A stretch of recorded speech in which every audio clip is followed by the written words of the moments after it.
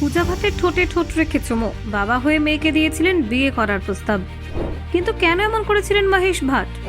৯ দশকের সেই বিতর্কিত ছবি মহেশ পূর্ণ সম্পর্কে চুমুর রহস্য এবার খুলল বাবাই।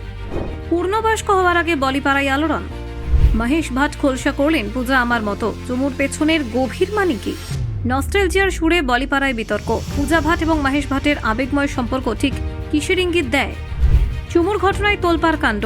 মহেশ ভাট বললেন, আমি শুধু সম্মান জানাতে চেয়েছিলাম। বলিপাড়ার কভার ফটোতে ৯ দশকের ঝড়। আজও তোলপাড়ে মুখ খুললেন মহেশ ভাট।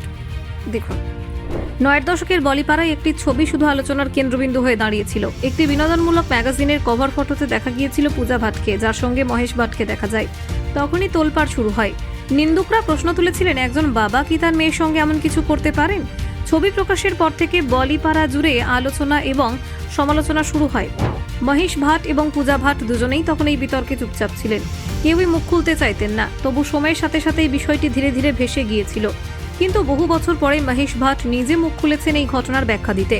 পূর্ণবয়স্ক হয়ে উঠে বহু বছরের পর পূজা ভাট এবং তার বাবার মধ্যেকার সম্পর্ক নিয়ে অনেক প্রশ্ন উঠতে থাকে। এক সাক্ষাৎকারে মহেশ ভাট জানিয়েছিলেন, তার মেয়ের সঙ্গে চুমু নেওয়ার ঘটনাটি অনেকটা চ্যালেঞ্জ এবং আবেগের মিশ্রণ ছিল। তিনি বলেন, এই ঘটনার সঙ্গে একটি বিশেষ দর্শন জড়িত, যা বাইরের লোকেরা ঠিকমতো বুঝতে পারেননি।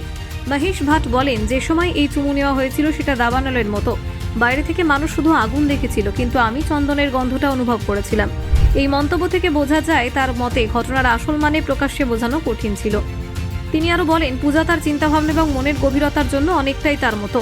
পূজার ব্যক্তিত্ব এতটাই বিশেষ যে তার মতামত এবং সিদ্ধান্তগুলো সাধারণ মানুষের বোঝার বাইরে ছিল। এই কারণে তিনি তার মেয়ের প্রতি সম্মান জানাতে এই কাজটি করেছিলেন। মহেশ ভাটের জীবন বলিপাড়ায় বরাবরই আলোচনার বিষয়। 3টি বিবাহ, প্রেমের নানান গুঞ্জন এবং সিনেমার মাধ্যমে তার রঙিন জীবনই নিন্দুকদের চরম আগ্রহের বিষয়। তবে এই বিশেষ ঘটনার সঙ্গে তার ব্যক্তিগত জীবন ও পেশাদার জীবনের সংযোগ ছিল না। তিনি শুধু একটি গভীর আবেগ প্রকাশ করেছেন।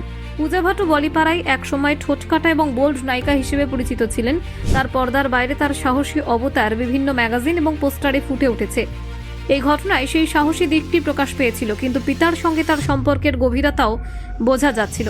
মহেশ ভাট জানান, এই চুমুর ঘটনা একটি প্রমাণ ছিল যে পূজা তার মতোই মেধাবী এবং স্বাধীন চেতা। তিনি বলেন, পুরো ঘটনাটিকে কেবল বাহ্যিক আক্রমণ বা সমালোচনার চোখে দেখা মানে নেই।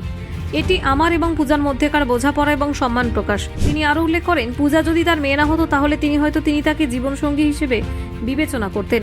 এটি একটি কঠিন মন্তব্য হলেও তিনি বুঝিয়েছেন যে পূজার মানসিক দিক এবং বুদ্ধিমত্তা তাকে বিশেষ করে তোলে। নিন্দুকরা বলেছিল এটি অস্বাভাবিক এবং অনৈতিক, কিন্তু মহেশ ভাট বলেছেন, এটি কোনো শারীরিক প্রলোভন নয়, চিন্তার গভীরতা এবং মনের সংযোগের প্রকাশ। এক ধরনের মমত্ব এবং সম্মান এই ঘটনায় নিহিত ছিল। এই সাক্ষাৎকারের মাধ্যমে মহেশ ভাট বোঝাতে চেয়েছেন যে পূজা তার চিন্তাভাবনা এবং ব্যক্তিত্বের জন্য এতটাই গুরুত্বপূর্ণ যে তিনি তার মেয়েকে অন্য দৃষ্টিকোণ থেকে দেখেছেন। এটি একটি মানসিক এবং সাংস্কৃতিক দৃষ্টিকোণ থেকে বোঝা উচিত। বলিউডে এমন ঘটনা বিরল যেখানে একজন বাবা মেয়ের মেধা এবং ব্যক্তিত্বকে এত গভীরভাবে মূল্যায়ন করেছেন। মহেশ ভাট এই ঘটনার মাধ্যমে দেখিয়েছেন পারিবারিক সম্পর্কের গভীরতা কখনো কখনো বাহ্যিক সমালোচনার চেয়ে অনেক বেশি মূল্যবান। ব্যুরো রিপোর্ট, নির্ভীক বার্তা।